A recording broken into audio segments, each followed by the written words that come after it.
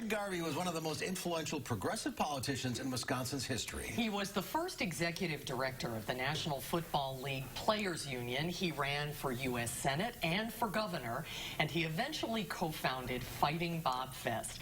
Rob Zaleski is a writer and former journalist who spent 26 years at the Capital Times and recently wrote this new book. It's titled Ed Garvey, Unvarnished, Lessons from a Visionary Progressive. Rob, great to see you. Great to see you. Congratulations on the book. Oh, thank you so much. You know, we were just talking, Mark and I met Ed, but I didn't know him personally, although I remember him vividly. And he strikes me as that kind of a guy, somebody who makes a big impression. But what was he like, and why is it important that we know about him? Well, we met in 2011. Ed had already been diagnosed with Parkinson's disease. My relationship with Ed went back to the early 1970s when I was sports editor of a now defunct daily in Green Bay called the Green Bay Daily News. Ed had just joined the NFL Players Union. Unbeknownst to even my fellow colleagues at the time, we were a small newspaper started by striking printers at the Press-Gazette, and we broke a number of major stories on the NFL players going on strike.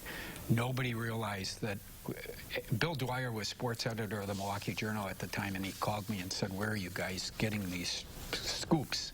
Well, Ed Garvey was calling us from the D.C. office and giving us these scoops, and it put us on the map. So that's how my relationship with Ed started. Unvarnished, why that? Unvarnished because Ed Garvey was bigger than life, larger than life, a colorful character, and he did not pull punches. And in these interviews, we had 17 one-on-one interviews in his home in Shorewood Hills. And I came up with a question and answer format, and I made it clear from the beginning that I was going to hold his feet to the fire.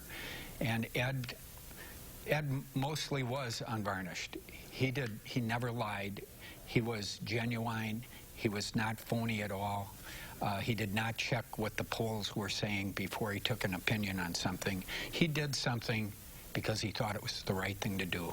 And that's why I had this great admiration for this man. At what stage of his life were you doing these interviews? So it was after Scott Walker was elected in 2010, and Feingold had been defeated in the Senate race by Ron Johnson. I, quite frankly, was demoralized and trying to make sense of it all when I heard Ed being interviewed on public radio. And this was actually in November 2010. And, you know, it's interesting. I was a moderate for much of my life. I became more and more liberal in the last years when I was writing a column, writing about the underdogs.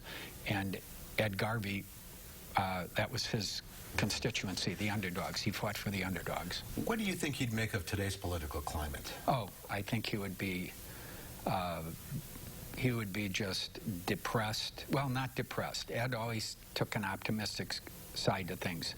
But he saw it coming. As I mentioned in the book, he thought that the Democratic Party had lost its soul going back to the 1980s and were tapping into big money, much like the Republicans, and he was appalled by that. I will tell you that I do think if Ed Garvey was alive today, he would be leading the fight against those who are skeptics of climate change.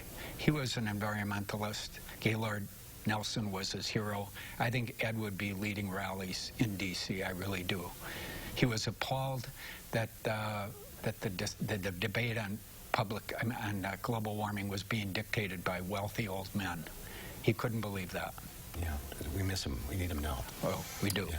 Rob, thanks for being with us today. And if you'd like to hear more from the book, Rob has a book reading coming up Thursday, October 15th at 6:15 p.m. at Cargo Coffee on East Washington Avenue. The book is available in stores and online, and it is selling very well. It is doing very well. Congratulations, Rob. Thank you very much. Great to see you. Oh, great to see you. Thanks for having me on. You're welcome. There's more at 4. An American astronaut returns from the International Space Station. When we come back, it's a mission that almost didn't happen. We'll find out why not when Live at 4 continues.